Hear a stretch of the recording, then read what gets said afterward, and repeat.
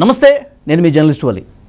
YCP అధ్యక్షులు మాజీ ముఖ్యమంత్రి జగన్మోహన్ రెడ్డి గారు ఈ మధ్య ఎక్కడ పర్యటన చేసినా సరే జన సందోహం కనిపిస్తోంది. విపరీతంగా జనం వస్తూ ఉన్నారు. అది ఎలాంటి కార్యక్రమం అయినా, ప్రజలకు సంబంధించిందైనా, లేదంటే ఏదైనా శుభకార్యమైనా, లేకపోతే మనం చూసాం మురళీ నాయక్ వీర జవాన్ ఆయన చనిపోయినప్పుడు వారి ఇంటికి వెళ్ళిన సందర్భం అయినా సరే సీఎం అంటూ నినాదాలు చేస్తూ ఉన్నారు. జై జవాన్ వదిలేసి జై జగన్ అని నినాదాలు చేస్తున్న పరిస్థితుంది. ఏంటి ఈ విపరీతంగా జనం రావటం, ఈ రకమైనటువంటి అరుపులు కేకలు, దీని వెనకాల ఏంటి రీజన్? మాట్లాడదాం.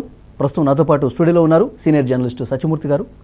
సత్యమూర్తి గారు నమస్కారం సార్. నమస్కారం అండి. సత్యమూర్తి గారు, జగన్మోహన్ రెడ్డి పర్యటన చూస్తుంటే విరగబడి జనం వస్తున్నారు సార్. మరి వాళ్ళని ఎక్కడి నుంచో ముందే ఒక ప్లాన్ ప్రకారం తీసుకొస్తున్నారో లేదు తెలియదు, కానీ ఒకటే అరుపులు కేకలు ఈలలు. అది సందర్భం ఎలాంటిదైనా సరే సీఎం జగన్ అంటున్నారు, వచ్చేది జగన్మోహన్ రెడ్డి, కూటమి పని అయిపోయిందని చెప్పి ఇలాంటి ప్రచారాలను జరుగుతున్నాయి. ఇక వాళ్ళ మీడియాలో అయితే చెప్పాల్సిన పని లేదు, మొత్తం అయిపోయింది, నెక్స్ట్ ఇక జగనే వచ్చేస్తున్నాడు అని చెప్పి వాళ్ళు విశ్లేషణలు చేస్తూ ఉన్నారు. నిజంగా ఆయన పర్యటనలకు సంబంధించి మీ అబ్జర్వేషన్ ఏంటి, ఏం చెప్తారు? మీ క్వశ్చన్ విన్న తర్వాత మీ మీద సోషల్ మీడియా ఇన్ఫ్లుయెన్స్ ఎంత ఉందో నాకు అర్థమైంది. ఎందుకంటే ఇది వైసీపీ తన సోషల్ మీడియాలో చేస్తున్న ప్రచారం మాత్రమే.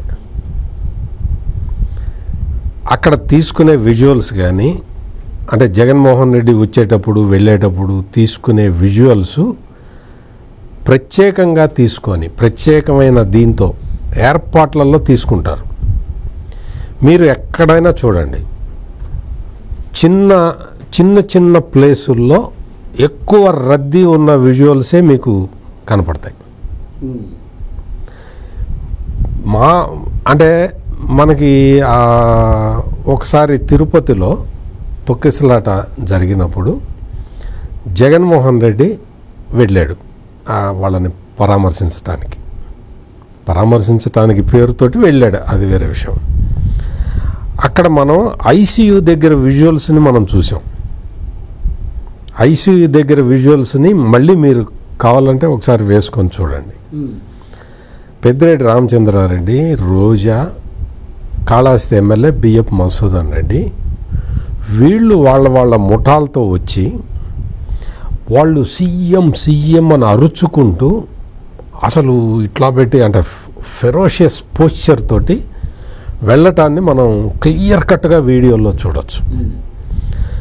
ఇంకా 2-3 పర్యటనల్లో చెవిరెడ్డి భాస్కర్ రెడ్డి వీళ్ళందరూ కూడా ఈ రోప్ పార్టీలను కూడా తోసేసుకుంటూ జగన్మోహన్ రెడ్డికి బాగా, అంటే జనం బాగా వచ్చినట్టుగా చూపించే ప్రయత్నాలు చేస్తూ ఉంటారు. మీరు ఎక్కడైనా చూడండి, జగన్మోహన్ రెడ్డి రోడ్డు మీద వెళ్ళేటప్పుడు ఒక లారీ ఆగి ఉంటుంది, మీరు గమనించండి. ఒక లారీ అడ్డంగా పెడతారు, రోడ్డుకి అడ్డంగా పెడతారు, వాళ్ళే పెడతారు. బ్లాక్ అయిపోతుంది, ట్రాఫిక్ జామ్ అవుతుంది. ట్రాఫిక్ జామ్ చేస్తారు, లారీ కాకపోతే ఒక కార్ తీసుకెళ్ళి అడ్డంగా పెడతారు, కావాలని పెడతారు. పోలీస్ క్లియరెన్స్ ఉండని రూట్కి వెళ్తారు. ఇవన్నీ కూడా వాళ్ళ టెక్నిక్స్ అన్నమాట. జగన్మోహన్ రెడ్డి ఎక్కడికి వెళ్ళినా కానీ ఒక 100 మందిని 200 మందిని పెట్టుకొని సీఎం అని అరిపించుకోవటాన్ని అతను ఒక దీనిగా చేసుకుంటూ ఉన్నాడు. అంటే జగన్మోహన్ రెడ్డిని సంతృప్తిపరచడానికి ఇప్పుడు నేను చెప్పిన పేర్ల వాళ్ళందరూ కూడా ఇటువంటి కొంతమందిని, ఒక 100 మందినో 200 మందినో తీసుకురావటం, ఒక స్లోగన్స్ ఇప్పించటం, ఈ టైపులో మీరు మొత్తం ఎక్కడ చూసినా కానీ ఇటువంటి సిచ్యుయేషన్ని తీసుకొస్తున్నాడు జగన్ ఎక్కడికి వెళ్ళినా కానీ. మీరు సింహాచలం వెళ్ళినప్పుడు కూడా చూడండి, సింహాచలం మొన్న వెళ్ళినప్పుడు కూడా మీరు చాలా స్పష్టంగా మీరు గమనిస్తే ఎక్కడైతే, అంటే అక్కడ ఉన్న చోటకి జగన్ వెళ్ళి అక్కడే ఒక అరగంట ఉన్నాడు. ఆ విజువల్స్ ఉన్నాయి. అంతకు ముందువి, అంత తర్వాత విజువల్స్ మీరు ఏమైనా చూసారేమో చెప్పండి. నేనైతే చూడలే, కనిపించవు, ఎక్కడ కనిపించవు. ఇదంతా కూడా social media marketing. Social media మార్కెటింగ్లో ఇప్పుడు మీకు నాకు కూడా నేను ఇవన్నీ ఫాలో అవుతూ ఉంటే ఆయన జగన్మోహన్ రెడ్డికి సోషల్ మీడియాలో బాగా ఎక్కువ పనిచేసే ఒక డాక్టర్ ఒక ఆయన ఉంటాడు అమెరికా నుంచి. ఆయన మొన్ననే ఒక వీడియో చూసా.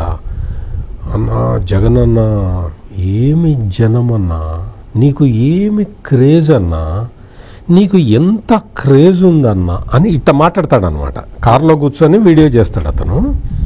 చేసి ఇట్లా మాట్లాడతాడు. మొత్తం అంటే ఒక స్లో పాయిజనింగ్ అనమాట. మనుషుల్ని మెస్మరైజ్ చేసే ఒక టెక్నాలజీ తోటి వాళ్ళు ముందరికి పోతూ ఉన్నారు. ఓకే సార్, ఇప్పుడు పర్యటన ఒక దగ్గర ఉందనుకోండి, ఆయన పర్యటించే ప్రదేశానికి చుట్టుపక్కల ఉన్న మండలాలు కావచ్చు, ఆ జిల్లాల నుంచి కూడా ముందే ఒక ప్లాన్ ప్రకారం రప్పించి ఆ ఉన్న ఒక గంట హడావిడి చేసే ఒక పరిస్థితి అనుకోవచ్చు అట్లా దాన్ని మనం చూసాం కదా. రాప్తాడు వెళ్ళినప్పుడు రాప్తాడులో జరిగింది ఇదే కదా. రాప్తాడులో జరిగింది కూడా ఇదే. హెలికాప్టర్ మీద పడిపోయి మరి నీకు దాని మీద పెద్ద పోలీస్ కేసు కూడా అయింది. హెలికాప్టరు అదంతా అది జనం పోలీసులు బ్యారికేడ్లు సరిగ్గా కట్టలేదు, బ్యారికేడ్లు బొంగులతో కట్టారు, ఇనప రాడ్లతో కట్టలేదు, ఇటువంటి కబుర్లన్నీ చెప్పారు. బొంగులతో కడితే ఏంది, ఇనప రాడ్లతో కడితే ఏంటి? నువ్వు వెళ్లకుండా ఉండాలి కదా అక్కడికి. అసలు అతను రాప్తాడు మాజీ ఎమ్మెల్యే తోపుదుర్తి ప్రకాష్ రెడ్డి అక్కడికి వెళ్ళి అందరినీ రమ్మని చెప్పి, పైగా అందరూ వచ్చిన తర్వాత మైక్ తీసుకొని ఇక్కడికి ఎవరు రావద్దు అన్న మళ్ళీ వెళ్ళాలి అని చెప్పాడు. ముందరది ఎక్కడ విజువల్స్ ఉండవు, ముందర చేసిందంతా కూడా ఎక్కడ రికార్డు ఉండదు.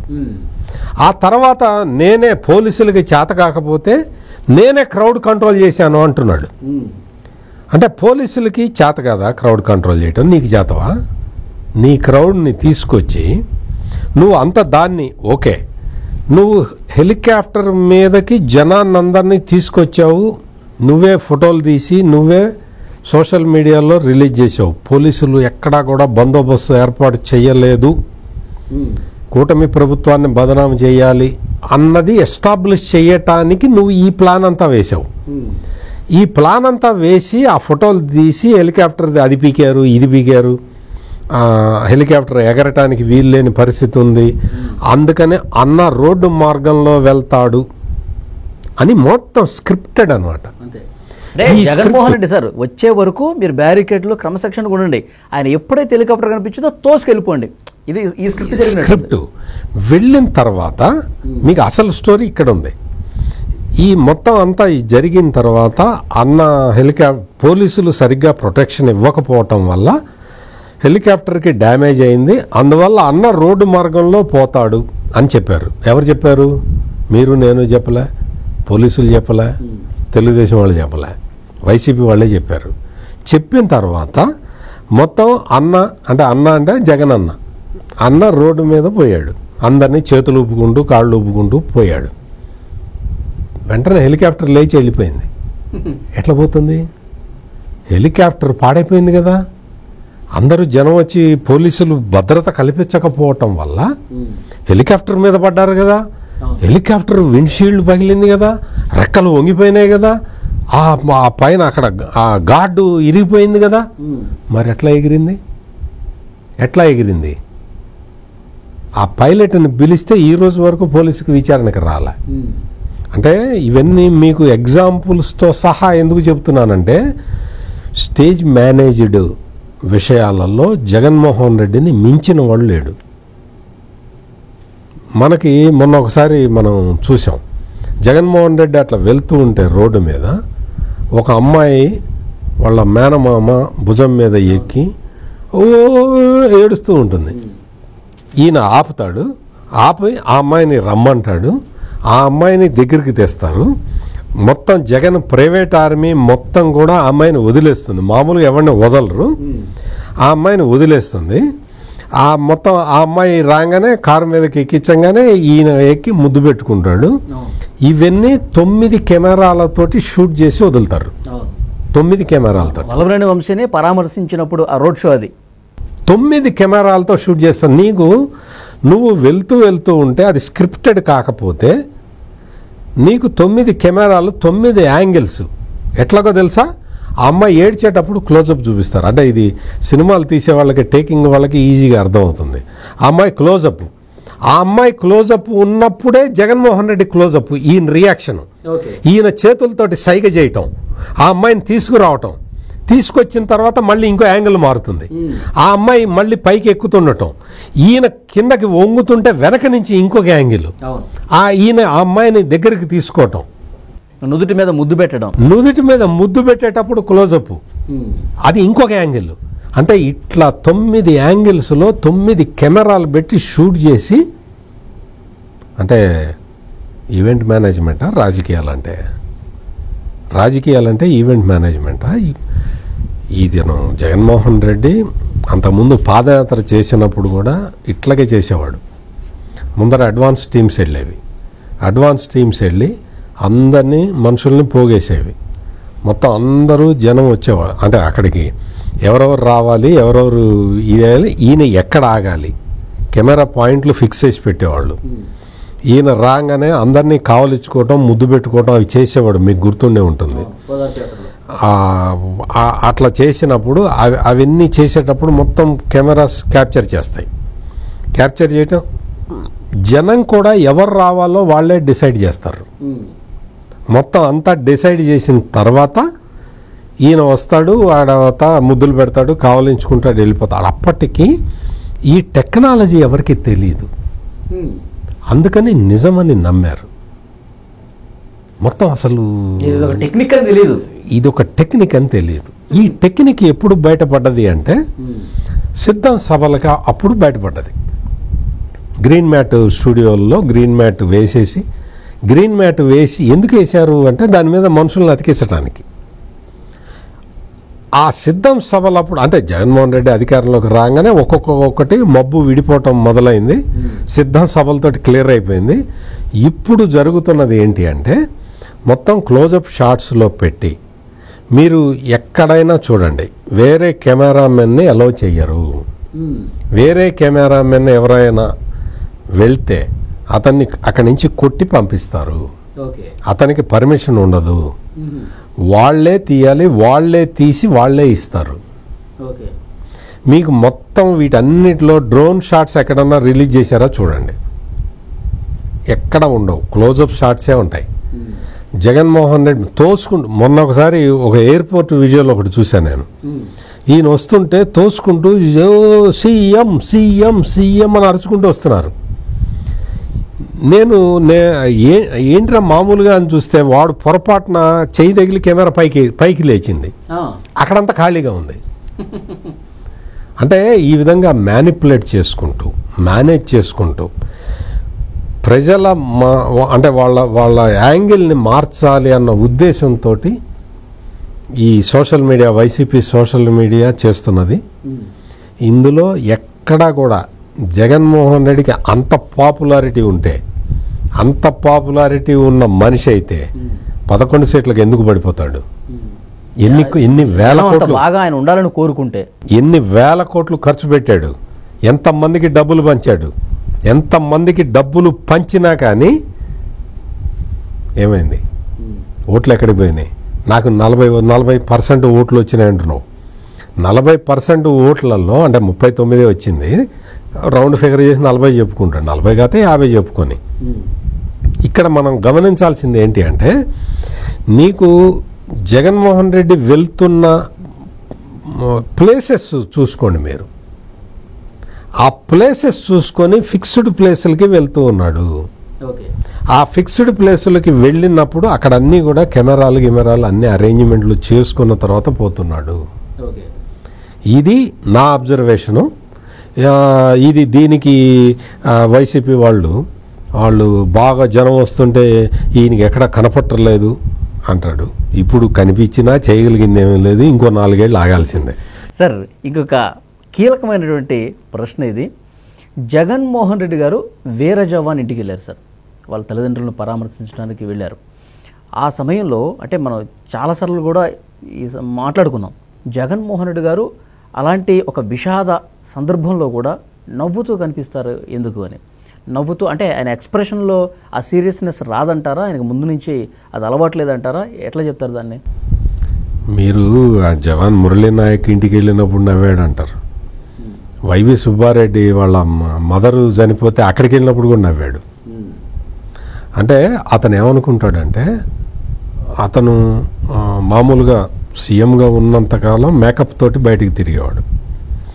ఆ తర్వాత ఇప్పుడు కొంచెం గడ్డానికి తెల్ల రంగు వేసుకొని కొంచెం పెద్ద మనిషి తరహాలో ఉండాలని ఏదో ప్రయత్నం చేస్తూ ఉన్నాడు. అతనికి ఏంటి అంటే ఎక్కడ మాట్లాడటం కానీ ఒకటి ఏదైనా సంతాప సందేశం ఇవ్వటం కానీ వాళ్ళని పరామర్శించటం కానీ ఇటువంటి కార్యక్రమాలు ఏవి అతను చెయ్యడు. అతనికి హ్యూమన్ యాంగిల్ లేదు, హ్యూమన్ టచ్ లేదు. అందుకని ఎక్కడైనా సరే మీకు మురళీ నాయక్ చనిపోయాడు, ఏడుపు వచ్చింది, మనందరికీ కూడా ఏడుపు వచ్చింది. ఆ పిల్లాడు ఆ తర్వాత ఆ పిల్లాడు చేసే ఎక్సర్సైజు వీడియోలు కానీ వాళ్ళ ఫ్రెండ్స్ చెప్పిన మాటలు అతను డ్యాన్స్ వీడియోలు అవన్నీ బయటకు వచ్చినాయి. అవన్నీ చూస్తే ఇంకా ఏడుపు వచ్చింది. ఇంత యాక్టివ్గా ఉన్న పిల్లాడు సరిహద్దుల్లో ఒక్కడే కొడుకు, నేను ఆర్మీలోకి వెళ్ళాల్సిందే అని చెప్పి వెళ్ళి ఆత్మార్పణ చేశాడు. అంతకన్నా గొప్ప వ్యక్తి ఇంకొకటి ఉన్నాడు. అటువంటి సందర్భంలో ఆ తల్లిని తండ్రిని ఓదార్చే క్రమంలో ఈ వెకిలి వేషాలు ఏంటో మరి నాకైతే అర్థం కాల. ఇక్కడే కాదు, మీకు విషాద సందర్భంలో కూడా ఆయన ఎక్స్ప్రెషన్ సింహాచలంలో గోడగూలి మరణించిన వాళ్ళ దగ్గరికి వెళ్ళాడు, అక్కడికి వెళ్ళాడు, అక్కడ కూడా ఇవే ఎక్స్ప్రెషన్లు. మీకు తిరుపతిలో జరిగిన ఇన్సిడెంట్ అప్పుడు ఇవే ఎక్స్ప్రెషన్లు. నీకు అక్కడికి వెళ్ళి పరిహారం ప్రకటిస్తాడు, ఆ పరిహారం ఇవ్వడు. నీకు ఈ మధ్య ఇదొకటి మొదలు పెట్టాడు. అసలు అంతా ఆ తర్వాత జగన్మోహన్ మీరు ఎప్పుడైనా చూడండి, ఇప్పుడు పవన్ కళ్యాణ్ వెళ్ళొచ్చాడు, నారా లోకేష్ వెళ్ళొచ్చాడు, అక్కడ దాన్ని కూడా అమరవీరుడి భౌతికాయాన్ని మోశారు, అంతా జరిగింది, అంతా చేశారు. ఆ తర్వాత ఆ పార్టీ వాళ్ళు కానీ ఈ పార్టీ వాళ్ళు కానీ ఎక్కడన్నా వీడియోలు రిలీజ్ చేశారా? జగన్మోహన్ రెడ్డి వెళ్ళొచ్చిన తర్వాత మీరు చూడండి అసలు ఆ సంఘటన మీద ఎన్ని వీడియోలు రిలీజ్ చేశారో. అసలు ఎంత అంటే ఆ మురళీ నాయక్ తండ్రి అన్నట్ట, మీకు సార్ మీకు కోటి ధన్యవాదాలు, కోటి ధన్యవాదాలు అన్నాడని. దాన్ని ఆ క్లిప్ని రిపీట్ చేసి వేసుకోవటం, కోటి ధన్యవాదాలు. నీకు ఎవరైనా కానీ బిడ్డ చనిపోయినప్పుడు తల్లిదండ్రిని ఎవరు పరామర్శించడానికి వచ్చినా కానీ తల్లిదండ్రి వాళ్ళకి థ్యాంక్స్ చెప్తారు కదా. వాళ్ళు బాధలో ఉన్నారు కాబట్టి వాళ్ళని కూర్చోబెట్టి ఓదార్చి మనం రావాలి. దీన్ని కూడా రాజకీయం చేసుకోవడం ఏంటి? అన్ని రాజకీయం చేసుకునే క్రమంలో, అంటే ఏ సంఘటన అయినా సరే రాజకీయం చేసుకునే క్రమంలో మీకు ఆ వెనక ఇవన్నీ కూడా రికార్డెడ్, మొత్తం అన్నీ వదులుతారు, అంత విత్ మ్యూజిక్ వదులుతారు అనమాట. ఆ ప్యాథోస్ వేసి ఆ మ్యూజిక్ తోటి వదులుతారు. ఇంత తాపత్రయపడాల్సిన అవసరం లేదు. నువ్వు మంచి పనులు చేస్తే ప్రజలు నిన్ను ఆదరిస్తారు. నువ్వు పొద్దున్న లేచిన దగ్గర నుంచి ఇసుక కుంభకోణం, మద్యం కుంభకోణం అయితే క్లైమాక్స్కి వచ్చింది.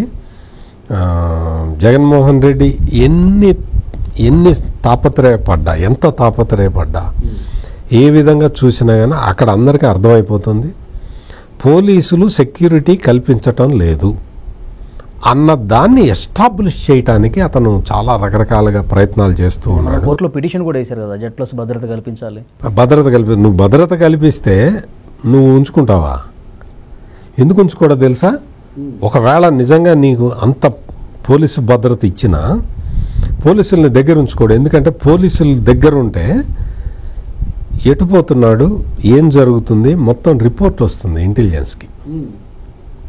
అంటే జనం వచ్చారా అని మీరు అడిగినట్టే ఇంటెలిజెన్స్ వాళ్ళు కూడా అడుగుతారు కదా, వాళ్ళ పోలీసులను అడుగుతారు, ఏమన్నా జనం వచ్చారా, ఏం లేదండి ఇక్కడంతా ఊరికే అంత అని ఏదో చెప్తారు కదా.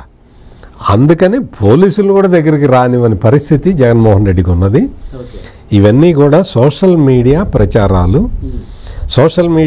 ప్రచారాలే తప్ప నీకు అంతగా జగన్మోహన్ రెడ్డి అంటే జనం అందరూ మీరు చూశారు కదా, ఈ గవర్నమెంట్ ఈవీఎం గవర్నమెంట్ అని ప్రచారం చేశారు. ఈవీఎం మరి నీకు 151 సీట్లు వచ్చినప్పుడు ఈవీఎం గవర్నమెంట్ కాదా? ఈవీఎంలే మేనేజ్ చేసేటైతే పులివెందుల్లో నిన్నే ఓడించేవాళ్ళు కదా, ఓ పని అయిపోతుంది కదా. ఈవీఎంలను మేనేజ్ చేసేటైతే ఫస్ట్ టార్గెట్ పులివెందులు పెట్టుకుంటారు కదా, పులివెందుల్లో ఎత్తేస్తారు, అయిపోతుంది కదా. జగన్ చాప్టర్ క్లోజ్ రాజకీయ జీవితం క్లోజ్ అయిపోతుంది కదా. మరి ఆ పని చేయకుండా మిగిలిన 163 స్థానాల్లో మేనేజ్ చేస్తారా? ఆ ఒక్కటి చేస్తే అయిపోతుంది కదా. అందుకని ఈ ఆర్గ్యుమెంట్ ఎప్పుడైతే వచ్చిందో అది ఆపేశారు. ఇప్పుడు ప్రజలు బాగా ఎరగబడి వస్తున్నారని వాళ్ళు చేసే ప్రచారం ఎంత గాఢంగా ఉంది అంటే ఆ మొత్తం ఆ విజువల్స్ అన్నీ వేసుకొని వాళ్ళే చూసుకుంటున్నారు. అక్కడ ఎవరికి వెళ్ళినా కానీ ఏ ఊళ్ళో పరిస్థితి ఎట్లా ఉందో ఆ ఊళ్ళో అందరికీ చాలా స్పష్టంగా అర్థమైపోతూ ఉన్నది. ఓకే సార్, చివరి ప్రశ్న. వీర జవాన్ కుటుంబానికి 25 లక్షలు పార్టీ నుంచి ప్రకటించారు. విజయవాడ వరదల సమయంలో కూడా పార్టీ నుంచి ₹1 కోటి ప్రకటించారు. ఇది ప్రకటనగా మాత్రమే పరిమితం అవుతుందా, నిజంగానే ఇచ్చే ప్రయత్నం జరుగుతుందంటారు? ఇప్పుడు ఈ క్వశ్చన్ చెప్పాలంటే చాలా ముందరికి వెళ్ళాలి. తిత్లీ తుఫాన్ దగ్గర నుంచి వెళ్ళాలి. తిత్లీ తుఫాన్కి 50 లక్షలు ప్రకటించాడు, ఇచ్చాడా? హుదుహుదుకి ₹1 కోటి ప్రకటించాడు, ఇచ్చాడా? విజయవాడ వరదలకు ₹1 కోటి ప్రకటించాడు, ఎవరికి ఇచ్చాడు? నీకు ముఖ్యమంత్రి సహాయ నిధికి ఇవ్వటానికి నీకు నమ్మకం లేదు. ముఖ్యమంత్రి సహాయ నిధికి నువ్వు ఇవ్వవు. రెడ్ క్రాస్ ఉంటుంది, గవర్నర్ దగ్గర ఉంటుంది, అది దానికి ఇవ్వచ్చు. లేదు నీకు ఏదన్నా వాలంటరీ ఆర్గనైజేషన్ కూడా వేరేది కూడా కాదు. పివి సునీల్ కుమార్కి ఒక వాలంటరీ ఆర్గనైజేషన్ ఉంది, ఏదో అంటారు దాన్ని, దానికి ఇవ్వచ్చు. లేదు ఇంకేదన్నా సంస్థకి ఇవ్వచ్చు. లేదు నీ పార్టీ వాళ్ళకే ఇచ్చేసి ₹1 కోటి ఖర్చు పెట్టించవచ్చు. ఏమి చేయాలి? బొత్స సత్యనారాయణకి చెప్పాడు, ఆయన పాల ప్యాకెట్లు ₹10 ₹20 కొనుక్కొచ్చుకొని పంచిపెట్టాడు. అయిపోయింది, ₹1 కోటి ఖర్చు అయిపోయింది అన్నాడు. ఇట్లా ఉంటుంది జగన్మోహన్ రెడ్డి ఇచ్చే పరిహారం. కనీసం ఈ దేశభక్తి కలిగినటువంటి ఆ యువకుడు చనిపోయిన దానికైనా ఇస్తారంటారా? మరి ఇది చెప్పలేము. ఈ క్వశ్చన్కి సమాధానం చెప్పడం కష్టము. చూద్దాం, ఇంకొక వారం రోజుల తర్వాత మళ్ళీ మీరు నన్ను అడిగితే నేను ఈ లోపల ఇచ్చాడా లేదా అనేది కనుక్కొని. ఇవ్వడండి, ఇన్కమింగ్ తప్ప అవుట్ గోయింగ్ ఉండదు. జగన్మోహన్ రెడ్డికి ఇన్కమింగ్ తప్ప అవుట్ గోయింగ్ ఉండదు. చూద్దాం సార్, మళ్ళీ మాట్లాడదాం దీని గురించి. Thank you very much Sachin. నమస్కారం అండి.